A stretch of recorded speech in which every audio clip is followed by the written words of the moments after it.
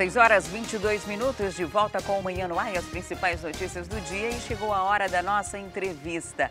E a nossa conversa é sobre o que pode e o que não pode ser cobrado pelas instituições de ensino particular no momento da matrícula. O ano letivo ainda nem encerrou, mas para os pais esse é o momento de decidir a vida escolar dos filhos para 2019. E na busca pela escola ideal, muitos se deparam com várias exigências que nem sempre são amparadas pela lei. Para esclarecer sobre o assunto, a gente recebe aqui no estúdio o advogado Nicolas Carvalho, que é presidente da Comissão de Defesa do Consumidor da OAB Amazonas. Seja muito bem-vindo, excelente dia. Bom dia, Adriane, tudo bom? Tudo certo. É muito comum que se chegue denúncias de irregularidades, de cobrança excessiva na OAB? Sim, com certeza é muito comum, e inclusive mais comum ainda perante os PROCONs, né? Tanto municipal quanto estadual. As denúncias elas variam com relação a alterações arbitrárias no valor da mensalidade, até mesmo com relação ao material escolar. Em relação ao valor da mensalidade, pode haver reajuste durante o ano ou esse reajuste é só no início do ano letivo? Então, todo o reajuste que será feito pela instituição de ensino, ele tem que ser justificado através de uma planilha de cálculos que deve ser fixada em local visível em até 45 dias antes da rematrícula, ou melhor, da matrícula do ano letivo seguinte. A lei que regula esse tipo de atividade é a Lei 9870 de 99. Então, tudo relacionado a esse tipo de assunto está previsto ali. E se já tiver o ano em andamento, não pode aumentar? Não. Iniciou em janeiro com a mensalidade, tem que ir até dezembro? Exatamente.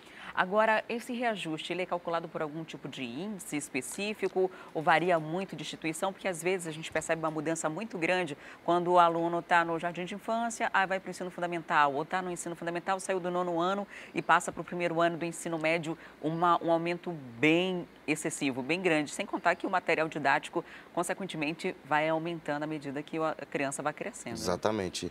Adriane, com relação a isso, o índice que regulamenta esse tipo de alteração é o índice inflacionário do cenário brasileiro. Então, teoricamente, não devia haver um reajuste tão alto, né? E nesses casos, qual a orientação para os pais que precisam rematricular, não querem que os filhos fiquem longe dos coleguinhas ou que saiam da escola que já estão adaptados? Tem alguma forma de recorrer? Bom, primeiro com relação a eventuais aumentos abusivos, é importante que os pais observem nessa planilha de cálculos que é disponibilizada pelas instituições de ensino. É importante que eles verifiquem as justificativas, se aqueles valores batem com o valor que está sendo praticado pelo mercado. Em relação ao material escolar, aquela lista, muitas vezes temidas pelos pais, ela tem muita coisinha ali que não deveria ter, né? Exatamente. Isso é importante frisar para os pais que observem muito bem quais são os materiais que não podem ser cobrados na lista de material. Inclusive, limpeza, higiene, material de expediente, tudo que não for relacionado ao aprendizado do aluno. Ao uso individual. Então, se for algo que vai ser usado coletivamente, não é uma responsabilidade do pai. Exatamente. Então, os pais podem aferir na lista o que for de limpeza, higiene e expediente, pode excluir. Ele não deve pagar aquilo. E quando não entregue, fica aquela cobrança, aquele mal-estar, às vezes até mesmo constrangimento. Alguns pais evitam passar por esse momento e acabam comprando esse material, mesmo às vezes sabendo que não deve, que não é uma obrigação. Exatamente. Quando acontece algum tipo de situação como esta, é importante que os pais procurem os PROCONs, principalmente o PROCON estadual, que pode ir até a instituição de ensino, inclusive aplicar uma multa, né, devido ao descumprimento da lei.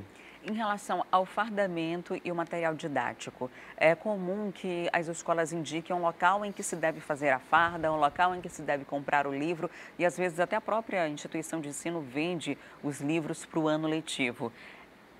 Se o pai não quiser comprar ali, a escola tem que fornecer os dados, por exemplo, a relação de livros, onde ele pode, para que ele possa ter uma oportunidade de repente de buscar na internet, buscar em uma livraria. Essa prática, ela de fato é abusiva.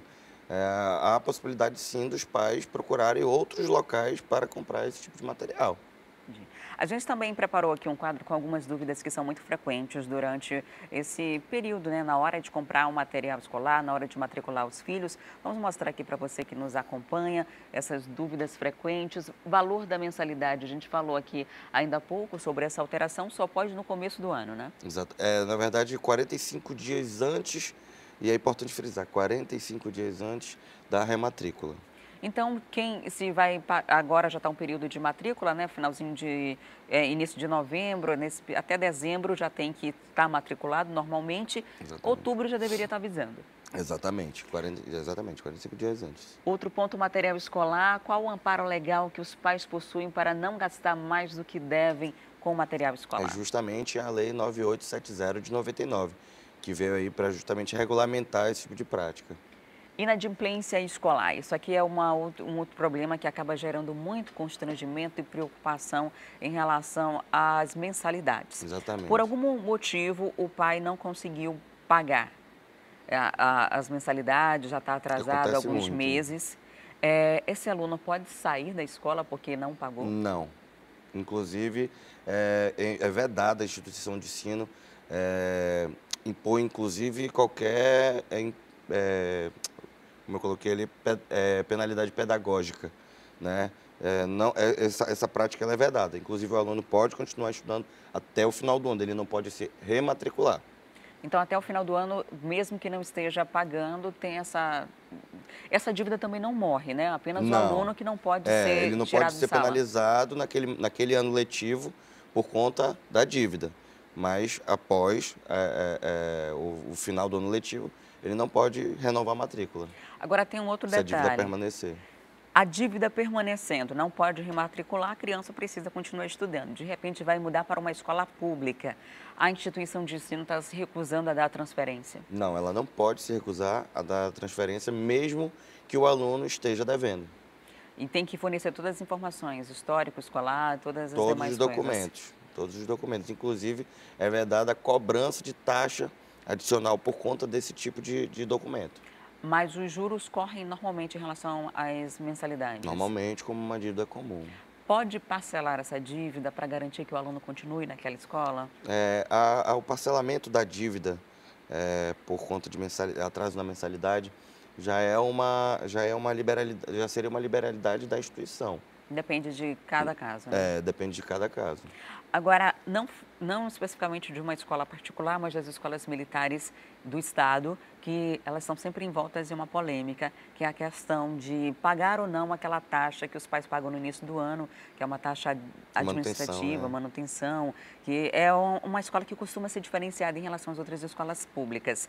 Muitos pais fazem questão de pagar essa taxa, inclusive fazem protesto, porque acreditam que dessa forma o aluno vai ter uma educação diferenciada. Por outro lado, há pais que se revoltam porque não têm condições de pagar essa taxa no início do ano e o aluno, o filho ali, fica sem poder ter essa educação diferenciada, justamente por uma falta de recursos, sendo uma instituição pública.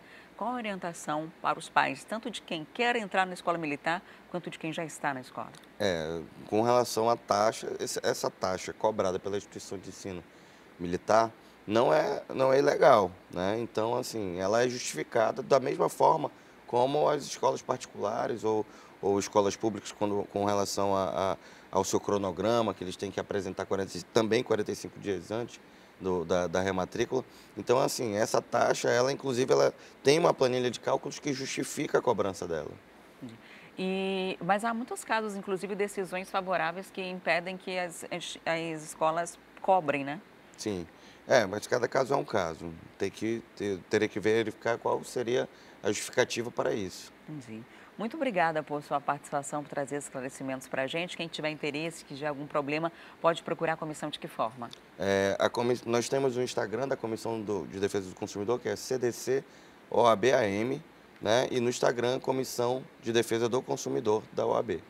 Muito obrigada por sua participação. Recebi aqui hoje o Nicolas Carvalho, que é presidente da Comissão de Defesa do Consumidor da OAB.